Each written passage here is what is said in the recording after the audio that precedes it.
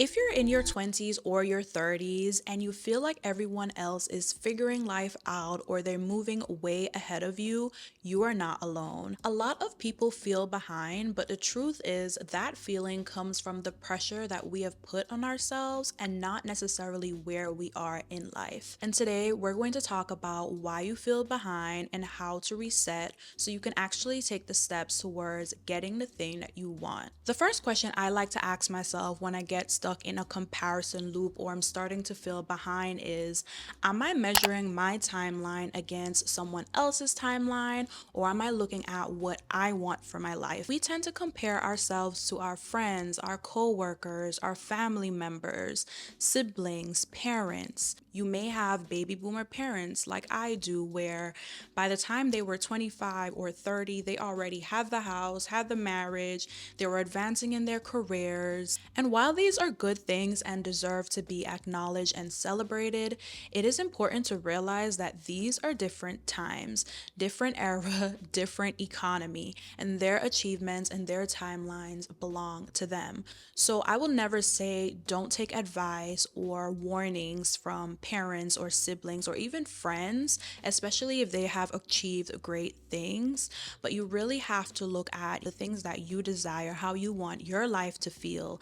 And if your parents, siblings, or others have not achieved close to what you want, their advice sometimes isn't helpful. And I know if you watch other videos like this, you've seen other creators talk about social media. While it allows some of us to create and share more knowledge and experiences and connect with other people from all around the world, it does have a dark side to it where we are constantly scrolling and taking in other people's opinions. We're seeing their lives, their achievements. So, graduation, someone just bought a new car, someone just started a business, or they reach a certain monetary goal in their business. They're working with this brand, they're creating this content. But I have to be the person to say it, you are just watching someone else's highlight reel. And even though we're living in an era where people are being more authentic and are sharing their journey, 9 times out of 10, people are still not showing when they've hit rock bottom or when they're truly unhappy or when they're confused. I've started to take a different approach where I look at content, especially if it's like travel content, as inspiration. I tend to look at the destination and I'm just like, wow, there's so much world out there that I deserve to see and will see. Thank you to this creator for showing me this content or showing me this place or store or restaurant that I would not have known about. Again, we're only seeing 20 seconds, 20 minutes, one picture, or a few pictures. We don't know what that person's life is like, and that's why we have to focus on how we feel. The second point that I wanted to talk about is the fact that you think change has to happen all at once. You want a overnight success. You want things to change right away, quick, fast, and in a hurry. And listen, you deserve that. We all want that. And I'm not saying things cannot change fast or you cannot have an overnight success, but real change doesn't happen that way. It makes me think about the book Atomic Habits, which I know everyone has hyped up over the years, but for good reason. There's so many examples in that book, and I definitely recommend reading it. But my key takeaway, and something I've held within myself for a long time, is the fact that you literally have to lay your foundation. There's no tree without roots. There's no wall without placing one brick on top of the other. When you're on a journey, let's say a fitness journey, you're showing up to the gym 4 times a week, 5 times a week, 3 times a week, whatever that is.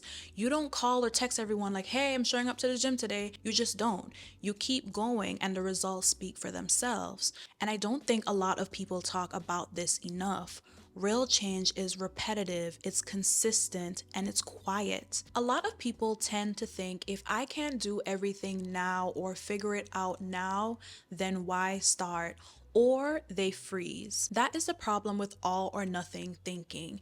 And honestly, I've been there. So I'm not saying not to plan, but personally, I've noticed that the biggest shifts that have happened in my life didn't come from having everything figured out. If you have been here for a while, you know that I moved out of my hometown without a full plan. I also started writing consistently and I grew my Substack to over 50,000 subscribers in just under 6 months. I also started pitching brands and putting myself in rooms that honestly I have no business being in yet. And none of that happened because I had it all mapped out.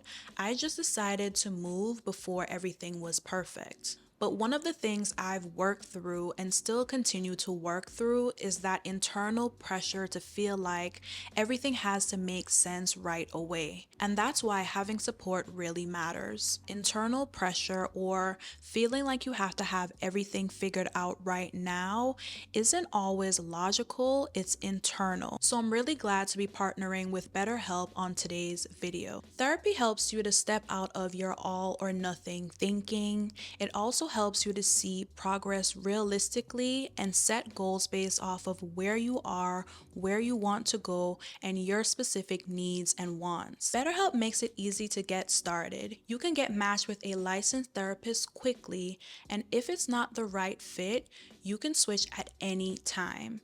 If you're interested, click the link in my description or go to betterhelp.com/Amina for 10% off your first month of therapy. So now we understand that we might be comparing our timeline against someone else's.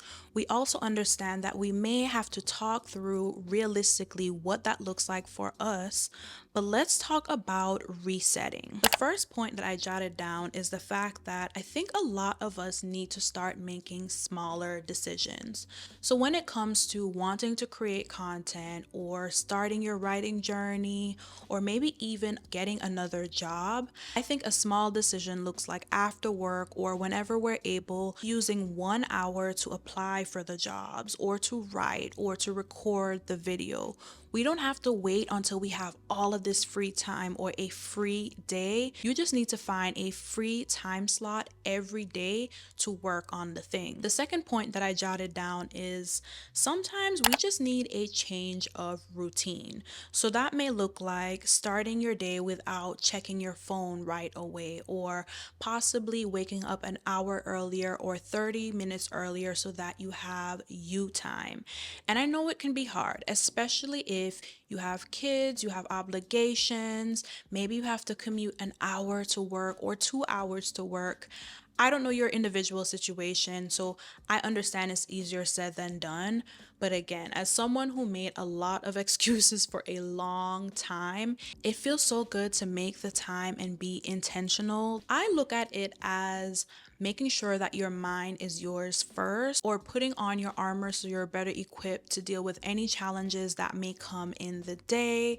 It's very, very important to have you time. And now I understand why our grandmas or our elders made sure to get up an hour or 2 hours before, had their tea, made breakfast, read, journal. Like, I now understand the importance. Whenever I don't follow through with my morning routine, I tend to be a little cranky and it shows. So I think it's important to realize, like, hey, you don't have to have your life figured out or fix everything today. You just have to consistently show up, consistently do the work. And I spoke about this in my last video, but 9 times out of 10, when it comes to achieving the thing, it's not even about the skill or the talent, although in some things that is important, right? It's more so about consistently showing up. That's how you get ahead of the competition. That's how you get to your end goal, because by showing up consistently, whether that's in therapy, whether that's with entrepreneurship, whether that's with creativity, etc., you will get better over time naturally. You have to see it through. The only way out is through. Which leads me to how to stop feeling behind. The first thing is you have to stop watching other people. And we spoke about this a little bit earlier in the video where I said it's okay to find inspiration from other creators, other people, environments. When it comes to your process, the best thing that you can do is look inward.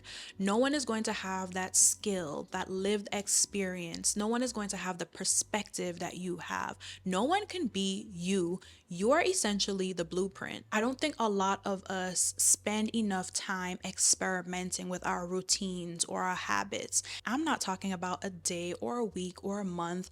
I'm talking about actually trying something for 30 days. So maybe trying meditation for 30 days, trying therapy for 30 days, try going to the gym for 30 days, or maybe you may not be a gym girly or guy, so maybe trying a workout class for 30 days instead. We don't give ourselves enough grace or time to see if we like something or if an activity could make us feel better. And make sure to document your journey, not to share publicly unless you want to, but I think journaling how you feel when you're doing these activities or how you feel through the whole process will be so helpful for you to look back on, especially when you get to a point where you're like, wow, I can't believe I never wanted to start working out, or wow, I can't believe I was scared to start my content creation journey or apply for this position. Like, here I am 6 months later.